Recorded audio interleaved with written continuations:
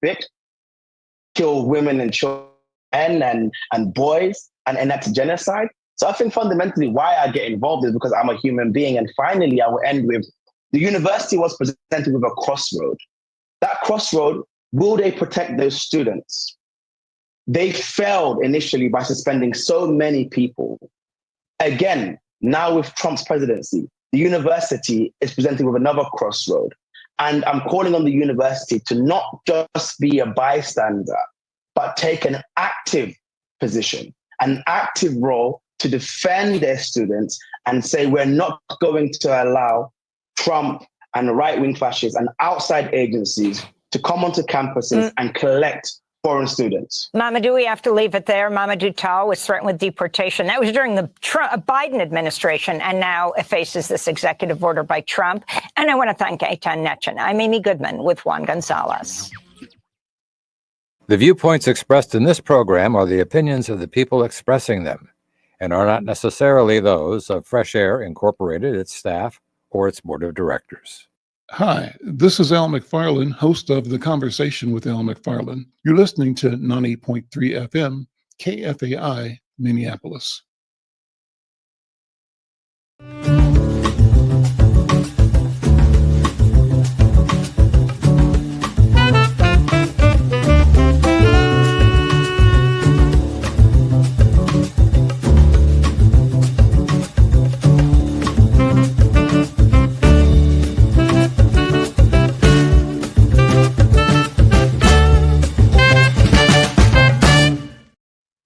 I'm Al McFarlane. Welcome to The Conversation with Al McFarlane. I'm glad to be here and glad to have you along today as well. Today is February 4th, 2 weeks into, it seems like 2 years into the Trump administration. A lot to talk about today. Before I start with my first guest, Corey Day is a former head or executive director of the DFL of Minnesota. And a guy that's in the know about Minnesota DFL politics. He's going to be joining me in just a second. But before I do that, I want to invite you to support this program by obviously supporting KFAI at any time, every time we do pledge drives, show up and support this fine station. But you can support this program by subscribing to The Conversation with Al McFarlane. Go to YouTube, Insight News MN, and simply subscribe, like, and share. No cost. It simply means you'll be alerted when we go live with programs today and every day of the week. We stream 5 days a week. Good information, good people, good guests, and people from around Twin Cities and around the country, sometimes from around the world. Let me also say that we invite you to be engaged in the program, and we'd love to have you make comments, talk to our guests, talk to me during the course of the show. How do you do that? Simply, again, log on to YouTube and join the program there. There's a chat. You can put a question or comment, connect with us. We'll show it on the air. You can do the same thing on LinkedIn and Twitter. We're live to Facebook, Twitter, LinkedIn, and YouTube. So any of those platforms. And let us know where you are, where you're listening from. If you're on the radio, just send us a text or something like that. You could text us. Why do we do that? Text me, Al at Insight News, the question, and I can kind of monitor my email. Love to hear from you. Well, let me begin by inviting Corey Day in. Corey Day is the principal at Blue Ox Strategies, a consulting firm, but it's his next life after being the leader of the Minnesota DFL party. And Corey, good to see you. Happy New Year. A lot to talk about, but I'm particularly interested in knowing that your colleague, your former boss, Ken Martin, has been elected to be the chair of the DNC. How you doing? What's on your mind, first of all? And let's talk about Ken Martin and what it means for Minnesota and what it means for the country. Well, first off, Al, thanks again for having me. I love to always have a good conversation with you. So Ken was elected this weekend as the chairman of the National Democratic Committee, won on the first ballot by over 100 votes. It was a great victory. And I also believe, the work Ken has done here in Minnesota, it's reflective. I think his colleagues around the country realize the leadership he's brought to the party here. And then as chair of the chair, so Ken was not just the chair of the Minnesota DFL, Ken was also the chairman of all the other state party chairs. So Ken traveled the country, knocked on doors, spoke at their dinners, was just a real resource and asset to the other chairs. And I think one of the things we're looking at as a party, as we have to figure out kind of this autopsy that we all do after you have a bad year, is figure out what worked, what didn't work, what kind of party we want to be. And one of the things I think as Democrats, we realize that there's clearly some conversations we need to be having with these demographics we did not do as well with. There's also some mechanics that we have to be better at. And Ken is a tactician. Ken understands what's under the hood. He understands how to make sure that program works, field program. He understands that we're a big tent coalition and how do we actually move some of those resources around. And I'm really excited. I wish folks, if you've seen folks this weekend, Keith was out there and Peggy and Ilhan and others. It was just a really exciting time for our party, but for our state to be represented on the national level that way. Were you out there yourself? Were you there as well? Yes, yeah, I was out there myself. Yeah, Describe how the weekend unfolded. How did it go? I mean, the way I read it in the newspaper was that there were two principal candidates, Ken and his counterpart from Wisconsin, and that the difference between the two, they both have the same kind of drive and vision. The difference might be just a question of time, on the field. That Ken represents, as you described, a person that's seasoned, that's been active both in Minnesota and nationally for a long period of time, and has deep roots, deep connections. He's well known. Whereas his contending colleague out of Wisconsin, bright guy, bright mind, energetic, liked, but not as connected. And so it was a question of maturity winning over the enthusiasm of a newer entry. Does that make sense? Is that the right description?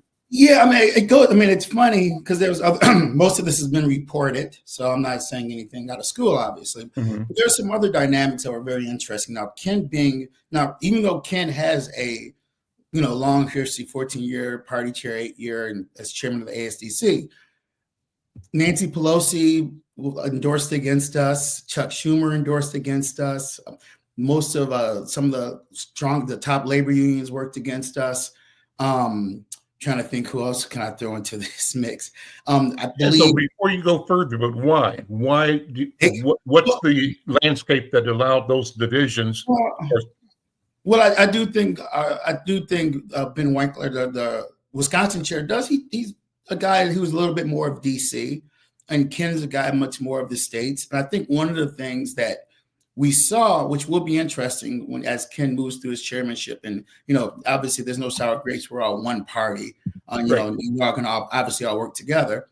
But I think the one thing that Ken's unapologetic, and I love that Ken is going to be able to start this chairmanship with no favors owed. Right? I mean, Ken, the one thing Ken has been doing, and this is the reason I believe Ken won, is that Ken has been fighting for state parties, knowing that the lifeblood of our democracy, of our Democratic Party, is not in Washington, D.C., but it's in Mississippi, Alabama, Minnesota, Wisconsin. And what really happened, and I'll tell you what the real difference was, and I'll use, I hate to, we still get a lot of ill feelings about this, but I'll use 2017 as an example when Keith ran for Democratic Party chair again, and he was bested by Tom Perez.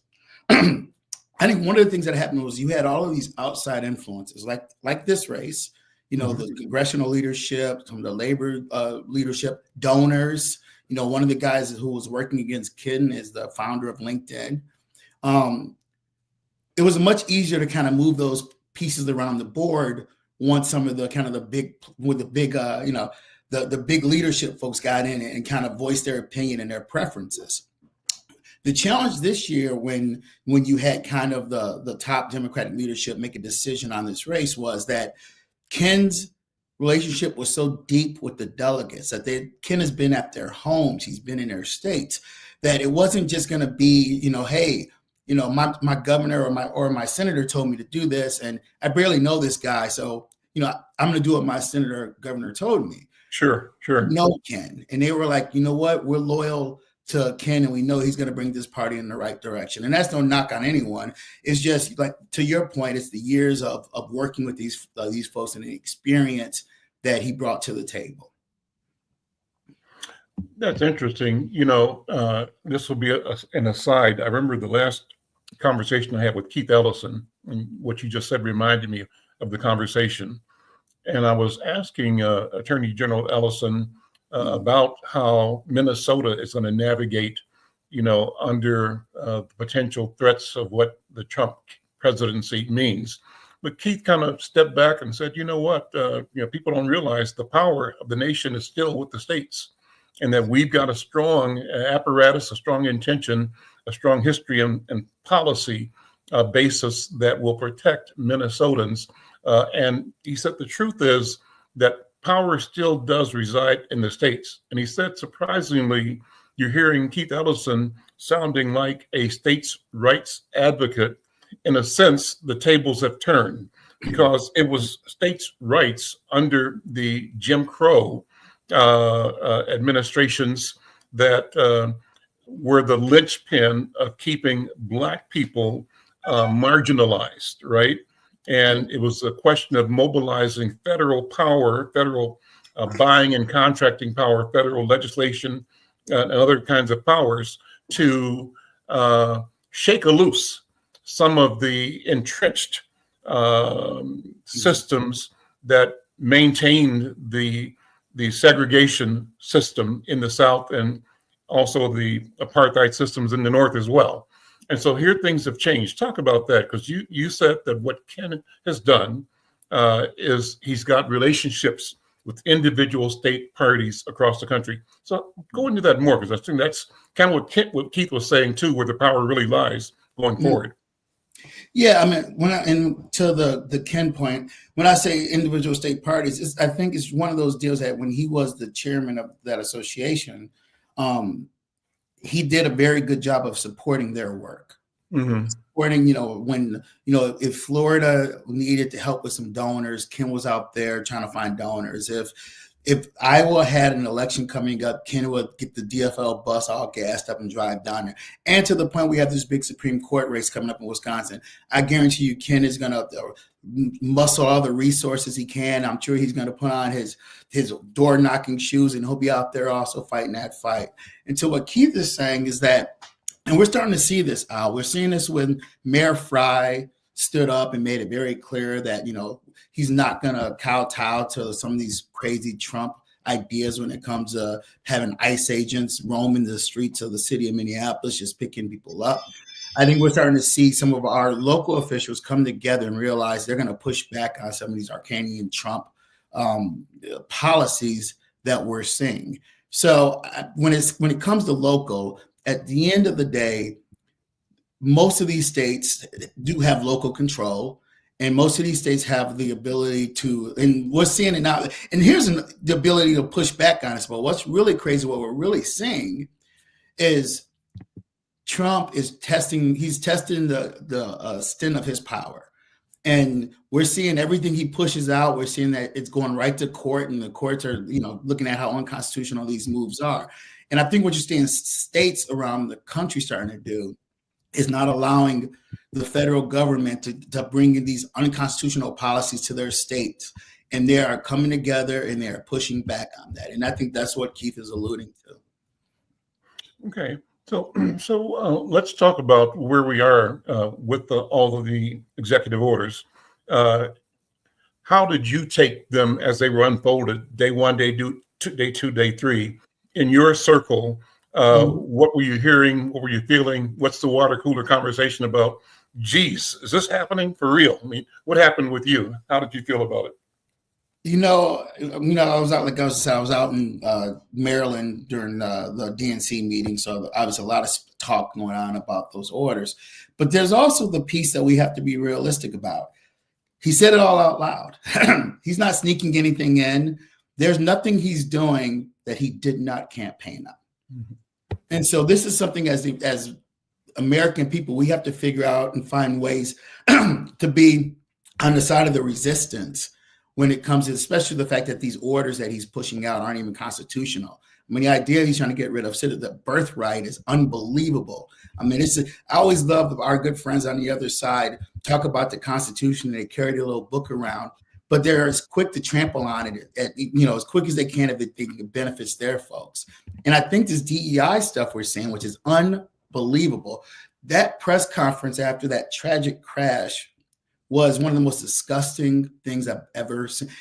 For you to come out when you have 67 souls we lost that night, and the first thing you do is blame DEI for bringing out an airplane and crashing into a helicopter, tells you what kind of president we have. But not just that, it tells you the mentality that we're going to be dealing with for the next 4 years, that nothing you've done, Al, nothing I've done has been earned. It's been given to us.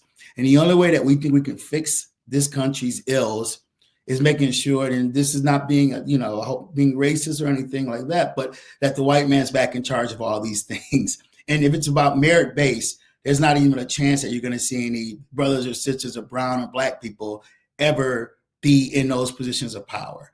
I think we have to be real about this, unfortunately.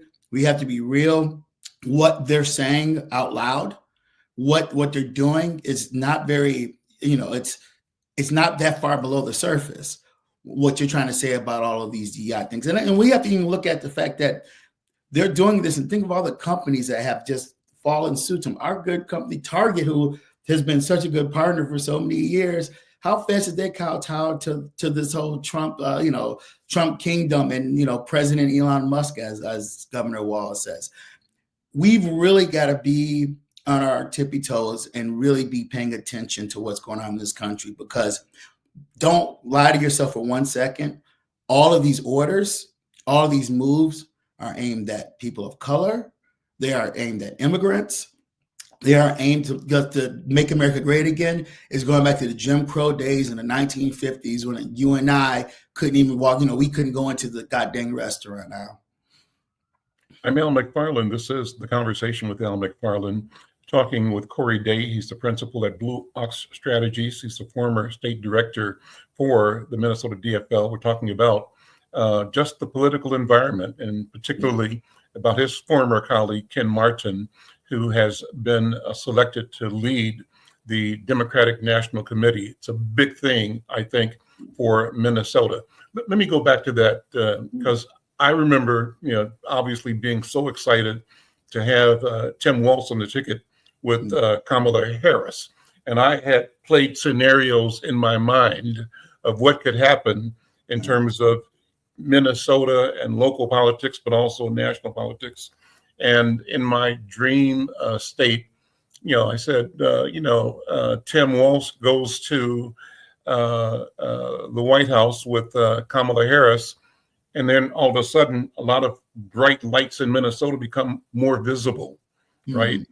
Keith Ellison, already visible nationally, internationally, but more visible again. And what would happen if he were a candidate for Attorney General for the United States? Would that even be something he'd consider? Could it be a possibility? And what would have happened in Minnesota had our Lieutenant Governor, Peggy Flanagan, ascended to the governor post, our President of the Senate, Bobby Joe Champion, then ascending to be Lieutenant Governor? What would the ripple effect have been, particularly in a year where we have the largest group of BIPOC members of the Minnesota House and Senate that we've ever had? How did you read what could have happened? And then what has to happen to make this a reality in the future? What do you think? Yeah, I mean, it was always very interesting to see what dominoes would have fell if our ticket was able to be successful, and knowing that would have really moved a lot of chess pieces around in the state of Minnesota. I think right now we're in a unique space looking at what's going on with the state legislature as they're so close when it comes to their numbers. I think we're also going to be in a unique space as we start a conversation with who's going to be the new DFL chair. So, that's going to be a 2-month campaign. And my hope is that, we have a really robust conversation about the things as a party we need to do better, the things that moving forward that we have to pay more attention to. There's a reason why we lost some vote share. We need to really take a deep look and figure that out. And so I'm really hopeful after 14 years of Ken's leadership, which has been, he's been amazing, and he's built that party into what it is, that we continue that legacy, but we also make sure that, this is an opportunity to have some real conversations, and, really look at ourselves in the mirror and say, where do we want to see this DFL party go moving forward? Anthony Moore is one of the people watching online on YouTube. He sent a nice question in, and I'll have you jump on this. And the question from Anthony, thank you for the question. What does Ken's election mean for Black American political interests? And what does it look like to have him lead such a Black base? And I hadn't really heard that framed as such. A great question, Anthony, because as I was talking about the emergence of BIPOC in Minnesota legislature, the same is true, but we don't say it often enough with Blacks and BIPOC members of the U.S. House of Representatives in particular, and now numbers increasing in the Senate. And so what does that mean? And how does that group of the Congressional Black Caucus and the BIPOC caucus wield power as members of the DNC? What do you think? So, we're in a unique space at the DNC right now because there is no president. And when there's not a president or a White House that is guiding all directions, it's the opportunity for the DNC to remake itself. Because the reality of it is that when the DNC, we have the White House, the DNC is nothing but a political arm to the White House, and that's where they're taking their marching orders. Right now, we have an opportunity to take a step back and figure out the things that we have not done right, the conversations that we have not had, and how can we rebuild some of that power base that we've lost in the last few years. And I will tell you this, as someone who worked with Ken as his ED for 8.5 years, and as someone I've worked with professionally for over 20 years, he knows this. He was having those conversations for the last 2 and 3 months when he was running for DNC chair. He was having those conversations in Maryland with members of the Black Congressional Caucus, with other folks who are around the country who are asking the same question: how are you going to rebuild this Black power base? How are we going to start that conversation with Latino men? How do we get back to this? And I will tell you, the one thing I have all the faith in the world that Ken's going to do is not pretend he has all the answers. Ken is going to make sure that he brings in the right folks around him to have the conversation to figure out what is the best way forward. And the great thing about us right now is there's no White House to block you from doing these things. There's no, these weird political issues that come up. This is the time that the DNC has to rebuild itself, rebuild the image. Right now, it's not even cool to be a Democrat, they say at this point. I hear it on a podcast and on TV and whatnot.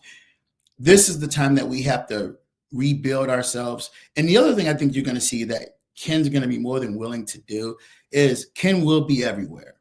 He'll go to the Breakfast Club, if they call him. He'll go to any show, any podcast. He'll go around this country talking about our message. He'll go anywhere it needs to be to make sure that folks are hearing what we're going to do for them and how we're going to build that Black power base once we get those plans all together. And I think that's one of the things that's going to be really exciting to see. A good Minnesotan, who's been talking about, the Wellstone way, but bringing that nationally. And I promise you wait and see what he does when it comes to trying to make sure that we do build that Black power base and Latinos and with women, that he's not going to just be in a silo, but he's going to bring in some really good folks to help make sure we do this thing right. Well, he's done that here in Minnesota, obviously. Let me bring one more voice in. I'm Al McFarlane. This is The Conversation with Al McFarlane, talking with Corey Day, the principal at Blue Ox Strategies, a political strategist here locally in Minnesota and nationally as well. I'm going to bring in another person that's a new and bright and rising star in politics in Minnesota, and that's Haley Taylor Schlitz. Haley, good afternoon. Welcome back to The Conversation.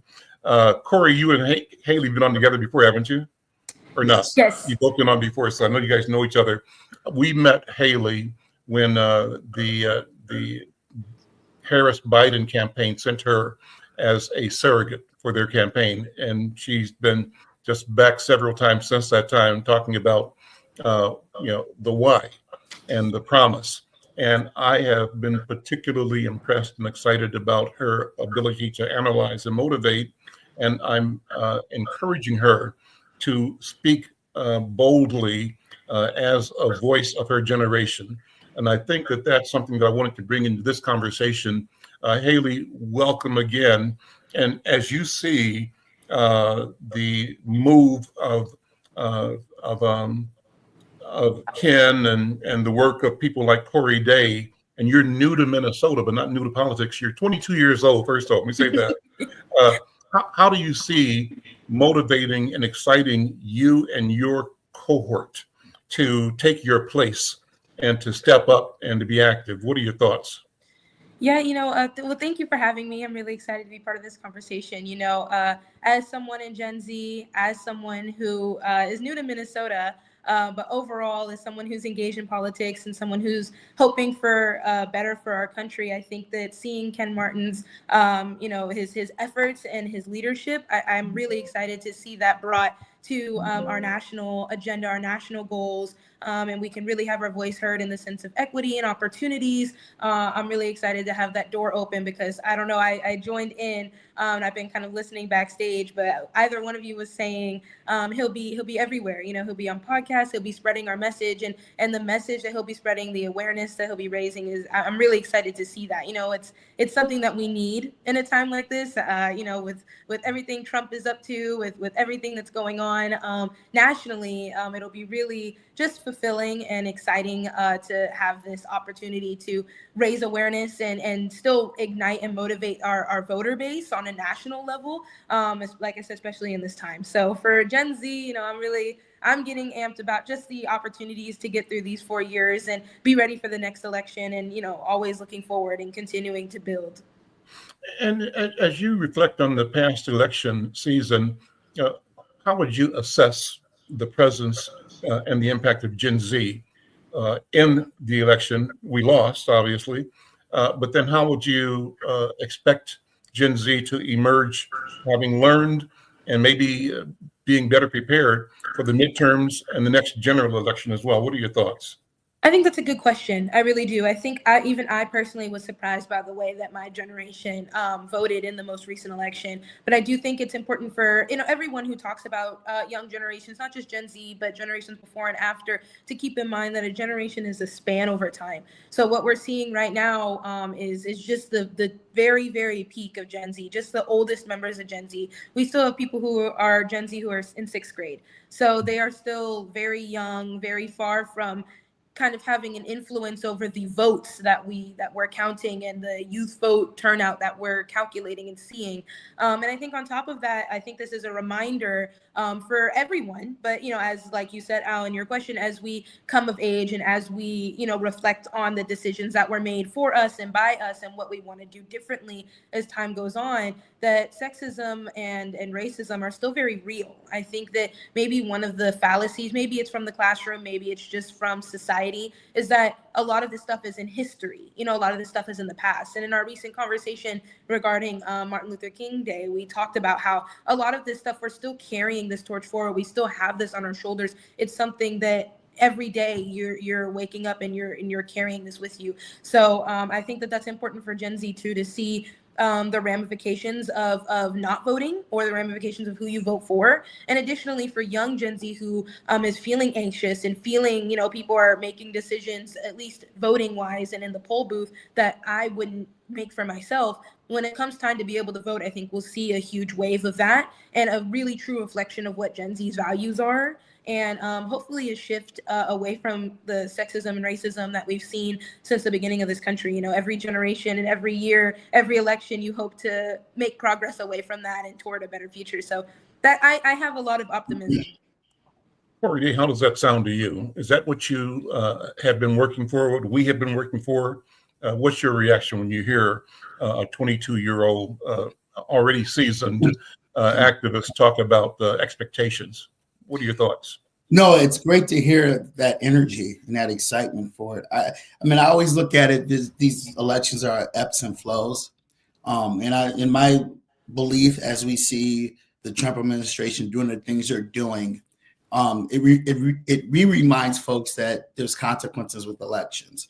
So my big hope is that we continue to just organize, we continue to have those conversations, and find a way to make sure that we're engaging young folks, and rebuilding this brand into a brand that, you can go on one of these podcasts and they actually want to invite you because, it's a brand that people want to have these conversations and they want to hear what you have to say.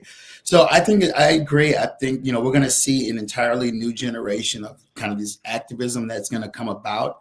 And I think it's being spurred by the reality that I think most folks, young folks, some of these folks who came out who usually don't vote, who voted for Donald Trump, are saying these are the consequences of those actions. And we're starting to see it with these stupid tariffs or, every day is something new. I mean, it's like you can't keep up. It's like drinking out of a fire hose as you watch this administration just run down and try to trample every right that they can.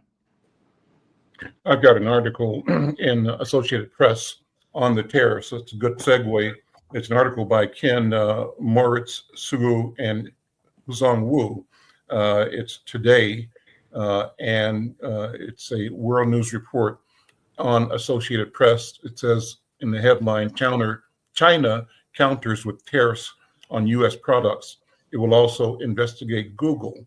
And with the Beijing dateline, the article says China announced retaliatory tariffs on select American imports and an antitrust investigation into Google on Tuesday today, just minutes after a sweeping levy on Chinese products imposed by U.S. President Donald Trump took effect. The article goes on to say that American tariffs on imports from Canada and Mexico were also set to go into effect Tuesday before Trump agreed to a 30-day pause as the two countries acted to address his concerns about border security and drug trafficking. Trump planned to talk with Chinese President Xi Jinping in the coming days. Let's see, what else can I say here? Yeah.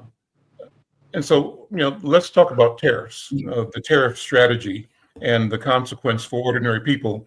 In the news this morning, they were saying that places like the Waffle House have decided to add a 50-cent surcharge on per egg. And we, had the campaign where Trump was saying prices are going to go down and inflation was not going to be a problem. But the opposite is happening. What about that, Corey Day? What about tariffs and the impact, and how are we going to feel that? And as we feel it, what are the options for ordinary consumers, for Americans, as they go forward? Tariffs have not worked in over 100 years. I mean, what the George Bush voodoo economics, Hoover, it didn't work for the Great Depression. Even Ronald Reagan knew that tariffs didn't work. They don't work. The only person who feels the pain from the tariffs is the middle class. The same way, I'm sorry, I don't see rich folks going to the Waffle House who's going to be hurting from that 50-cent tax on the eggs. It is purely a show for Donald Trump. How fast he didn't get anything out of Mexico. There were already troops on the border in Mexico. He didn't get anything out of Canada. And people, I think Jon Stewart pointed this out yesterday on the Daily Show. The person who made the deal with Canada was Donald Trump in 2018. I mean, it's his own deal that he's been railing against. And I would just say this. Donald Trump uses tariffs for one reason, for deal making. Donald Trump wants the Apples of the world and the Googles of the world to get carve-outs and tariffs. And that is his ability, that is his leverage to have all of them come to his big castle over in Mar-a-Lago and kowtow to him and beg him, please do me a carve-out on tariffs. Please, Mr. Donald Trump. We'll figure out a way to make sure that we backdoor you a few dollars here. This is so clearly just another tool that he loves for deal making, because not one economist, the Wall Street Journal, not one paper, not even conservative news says that this works. The AP article says that the top 10 imports from China are cell phones, Number 1, computers and accessories. Number 3, electric and industrial equipment. Number 4 would be toys, games, and sporting goods. Number 5, appliances and furniture. Number 6, clothing and textiles. 7, car parts. 8, telecommunications equipment. 9, cookware, cutlery, tools.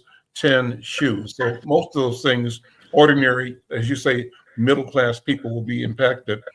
Haley, does that conversation about tariffs affect you? How do you absorb that? Let me tell people that you're a lawyer, number 1, and you are an assistant attorney general for the state of Minnesota. You work for Keith Ellison, and it's not unlikely that you will be involved in some of the efforts to protect Minnesota consumers from actions of government and otherwise that potentially damage the quality of life for our Minnesotans. But how does this language sound to you?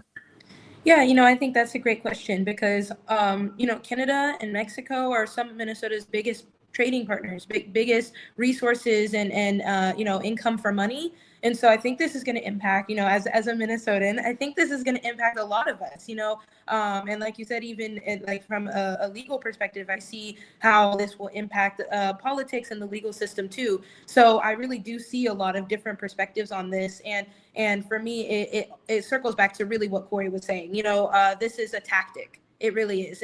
And for me, how I've been kind of framing or seeing this presidency and this entire administration is just the chaos tactic, really a tactic of causing as much chaos as you can and then resolving that chaos and expecting highlights. So I see this as like Corey said, another tactic for trading, another tactic for leverage, another tactic for show. And I think that this is a show that Gen Z is growing up watching.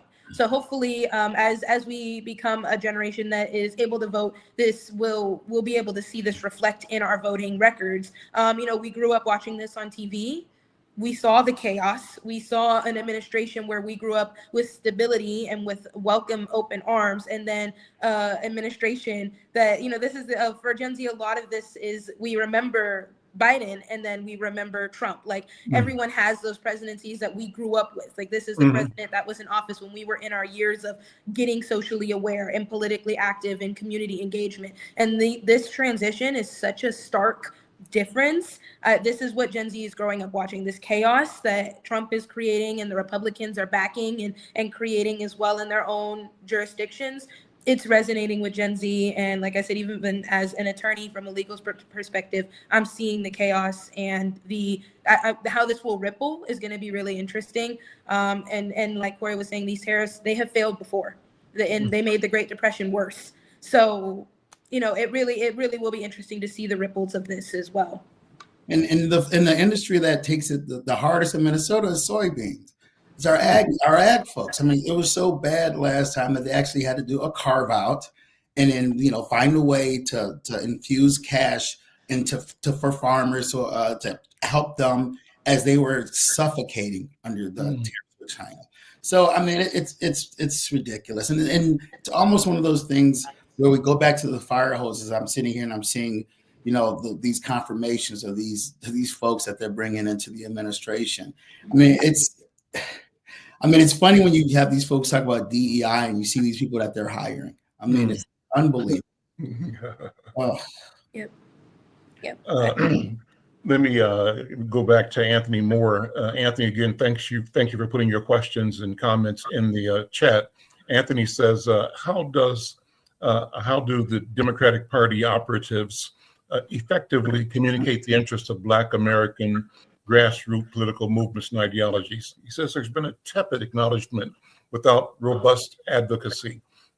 What are your thoughts? Let me go with you first, Haley. Because I think what's at stake is what will it take to keep young people engaged, excited, and feeling the weight of both history and the future, and feeling a sense of both accountability, but a sense of satisfaction that they have the power. They know the power they have to shape the future of community and of country. What are your thoughts?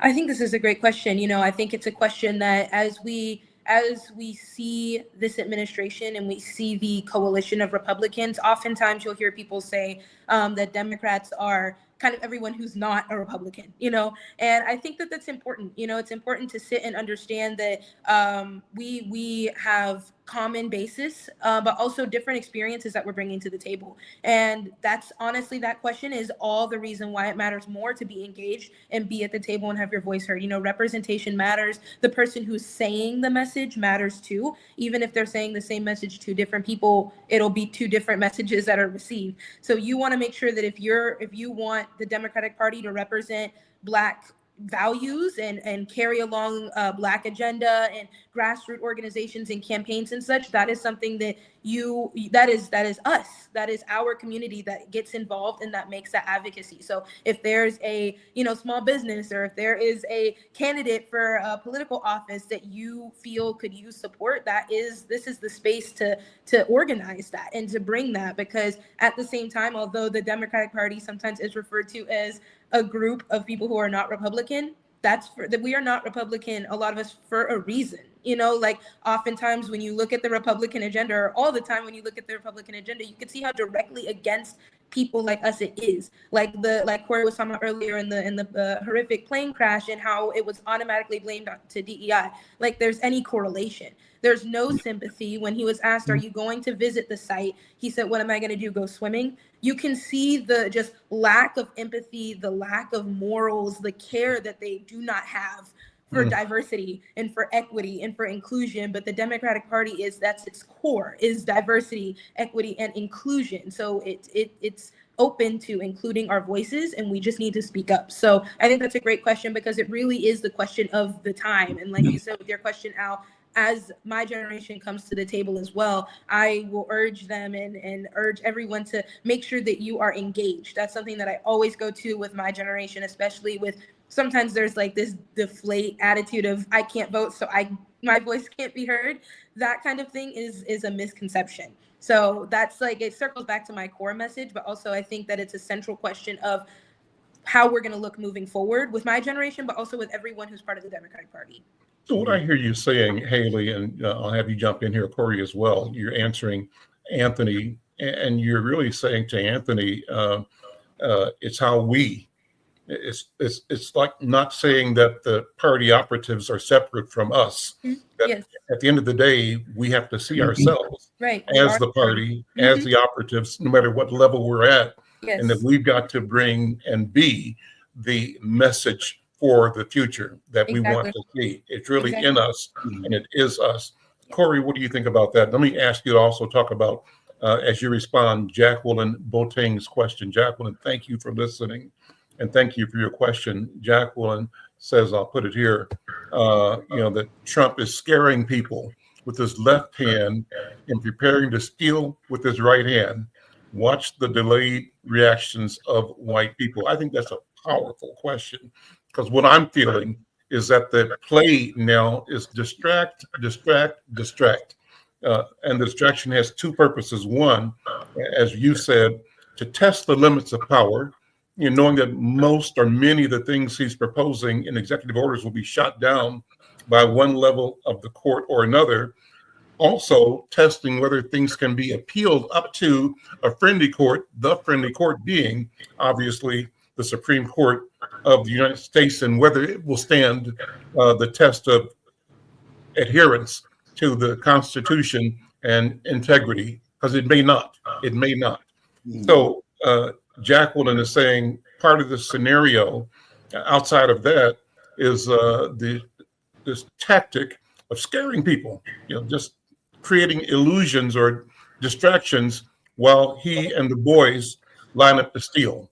And that's what it looks like to me, as all the tech magnates have been brought forward and center and normalized and given carte blanche, in the case of Musk, to institutions of governance that kind of doesn't make sense. What do you think, Corey Day?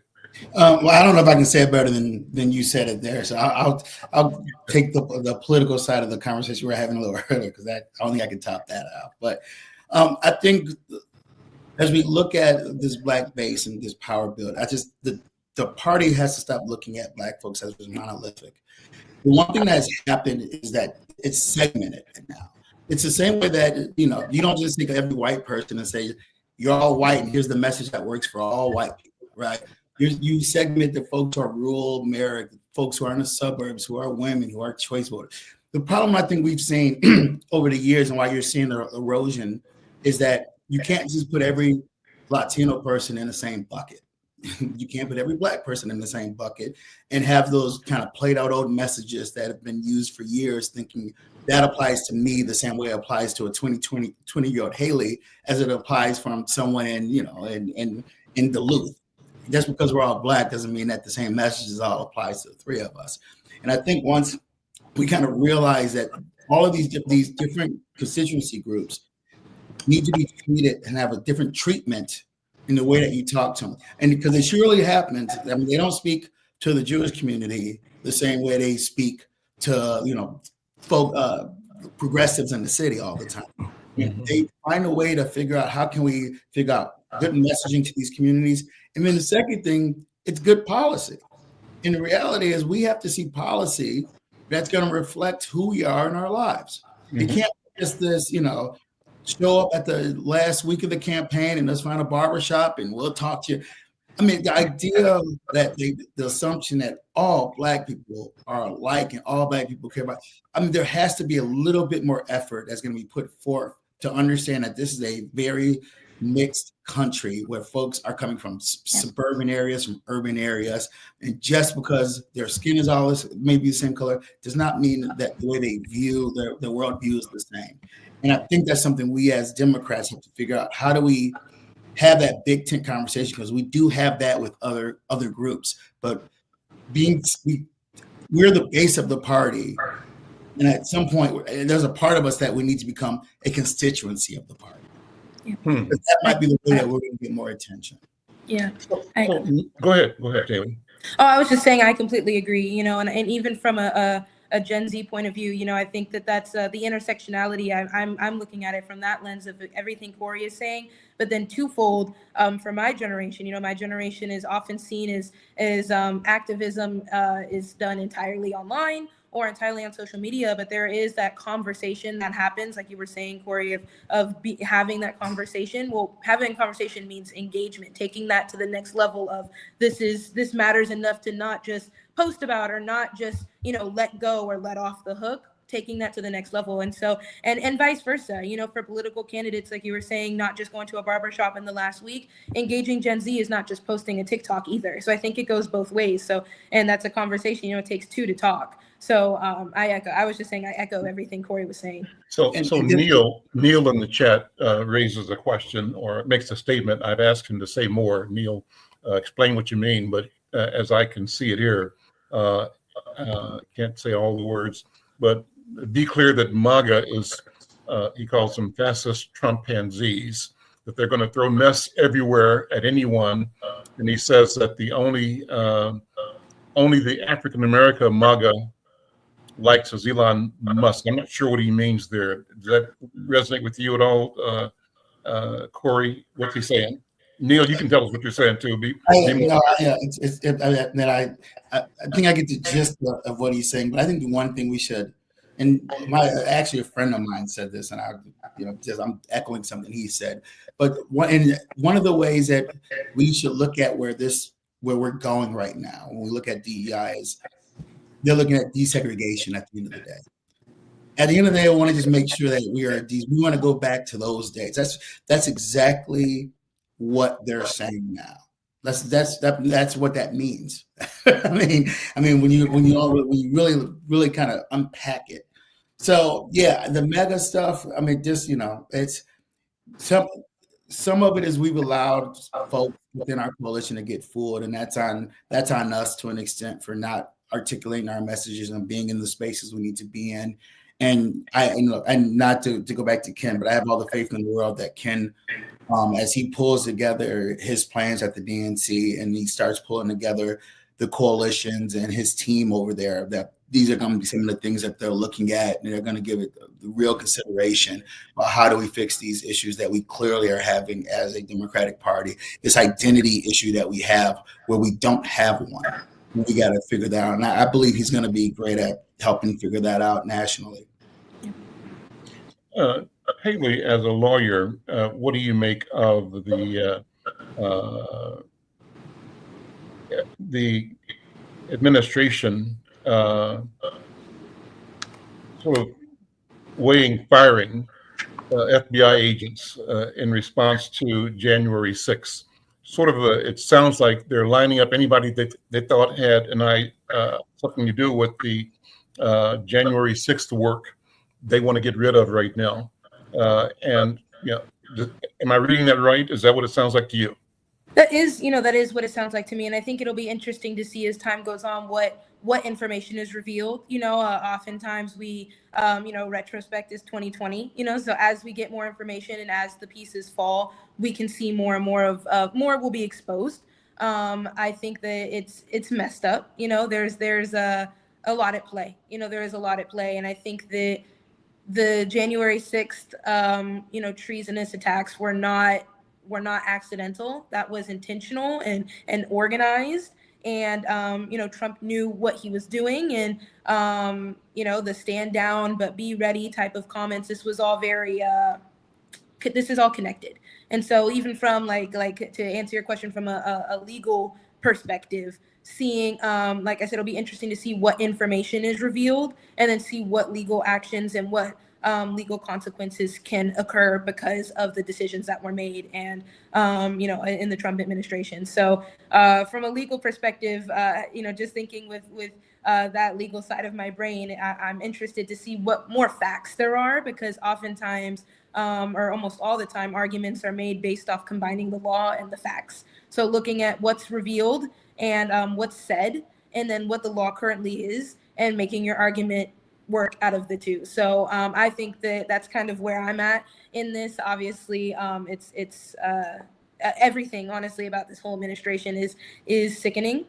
And so it'll be really interesting to see what's exposed and what as the years go on, what's revealed and what legal arguments can be made by our expert attorneys in this country, seeing where this goes from there. But this is all very intentional. And I think that's important for us to keep in mind. And that circles back to what we were saying earlier in the conversation about organizing and having important conversations, because the Republicans are doing that. So, and also because we need to make sure that we get our agenda, if you will, or our values in place. Conversations need to happen, work needs to be done. So Black History Month, for example, now is being, as part of the DEI sweep against DEI by the administration, they're telling federal government departments to not acknowledge Black History Month, not acknowledge Juneteenth, not acknowledge King Holiday.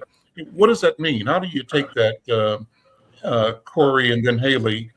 Number one, why is it important that we resist? You used the term, Corey, early on, the resistance. I like that term. Is that becoming more of a descriptor of this broad people movement to resist the president's initiatives? Yeah, I mean, I think we're trying to get our footing still. I think folks are still trying to figure out what kind of messaging is best. But I think they're also trying to figure out, when there's 10 footballs in the air, you got to figure out which ones you're actually going to try to swap down.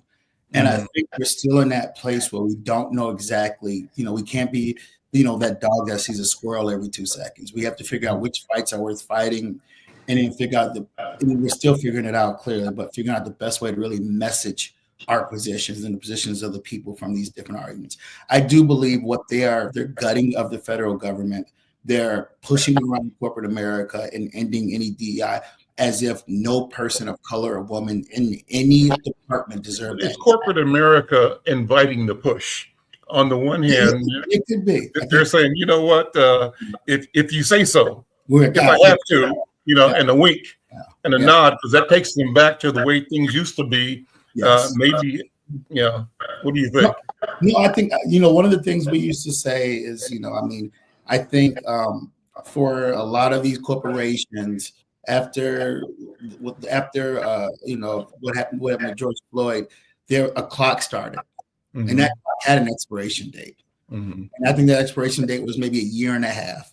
After that, all those programs, all the money for these different communities, that was going to go away. And maybe Trump just helped accelerate that even more and gave them cover. But I do believe that every boardroom who was very much jumping in both feet about how can we be more community oriented, was being community oriented, knowing that there was a sunset on that community organization and on these dollars that they're going to be actually moving around different communities. And I think, to your point, I think you're right. I think this was their cover they needed to get out of it. And it's interesting that Target did that. I mean, Target to me is the most surprising company to actually take that step. I don't understand it for the life of me. Yep. Yeah. Hey.